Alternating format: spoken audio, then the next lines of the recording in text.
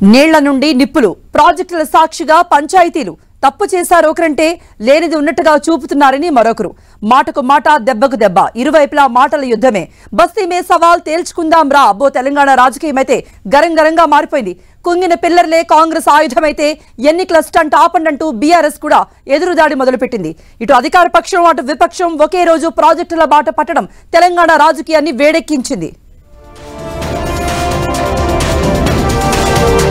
తెలంగాణలో ప్రాజెక్టుల fight heat పుట్టిస్తోంది. Kaleshwaram project చుట్టూ అల్లుకుంటున్న రాజకీయం ఆసక్తికరంగా మారుతోంది.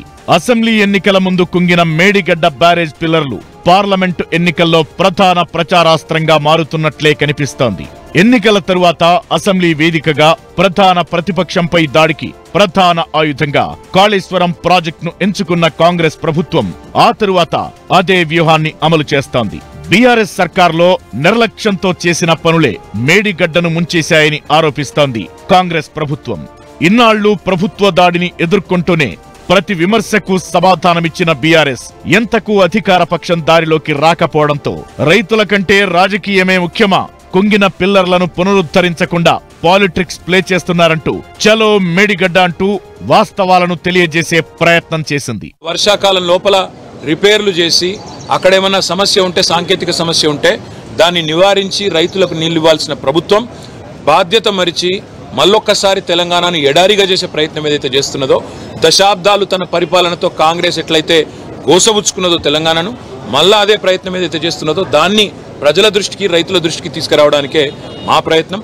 అన్ని బరాజులు పోతాం, అన్ని రిజర్వాయర్లు పోతాం, అన్ని పంప్ హౌస్లకు కూడా తీసుకొని పోతాం.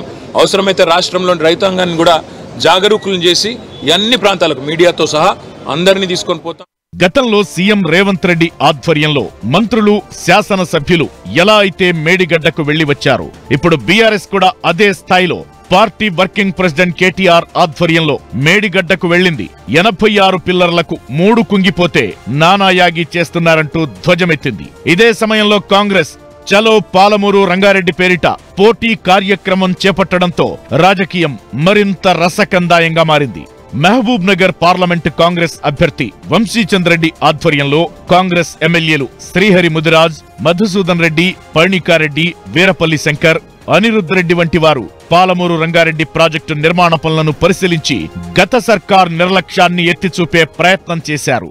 దక్షిణ తెలంగాణలో ఉన్నటువంటి ఈ పాలమూరు రంగారెడ్డి ఎత్తిపోతల పథకాన్ని పూర్తిగా నిర్లక్ష్యం చేసి ఇవాళ పనులు ఎంత నాసిరకంగా ఎంత అసంపూర్తిగా ఉన్నాయో మన కళ్ళ ముందు సాక్ష్యంగా ఇక్కడ కర్వెన రిజర్వాయర్ మన ముందు కనిపిస్తున్నది. దక్షిణ తెలంగాణ వాటాని సాధించుకోలే, వచ్చిన వాటాను ఉపయోగించుకోలే, ఆంధ్రోళ్లు మన నీళ్లని దొంగతనం చేస్తుంటే ప్రేక్షకుడిగా చూస్తూ ఊరుకున్నాడు. మన దక్షిణ తెలంగాణని పూర్తిగా ఎడారిగా మార్చే కుట్రలో భాగంగా కేసీఆర్ మన పైన పగబెట్టుకున్నాడు.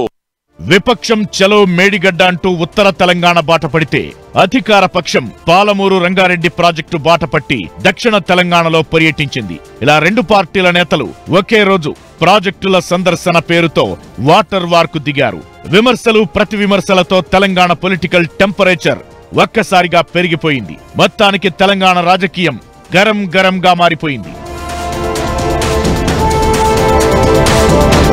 పార్లమెంటు ఎన్నికలే టార్గెట్ గా పావులు కదుపుతున్న అధికార విపక్ష పార్టీలు వచ్చే ఎన్నికల ఎజెండాను సెట్ చేసుకుంటున్నట్లు కనిపిస్తోంది.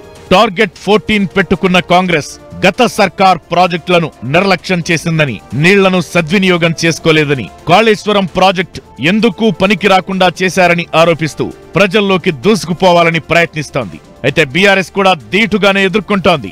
600 అడుగుల లోతు నుంచి నీటిని ఎత్తిపోసి రైతులకు మేలు చేసిన తమ పార్టీని తప్పుబడుతున్నారని, కాళేశ్వరం ప్రాజెక్టులో జరిగిన దానికన్నా ఎక్కువ నష్టం జరిగిందని చూపుతున్నారని మండిపడుతోంది. ఇలా రెండు పార్టీలు ప్రాజెక్టు వారితో తగ్గేదలే అంటున్నాయి.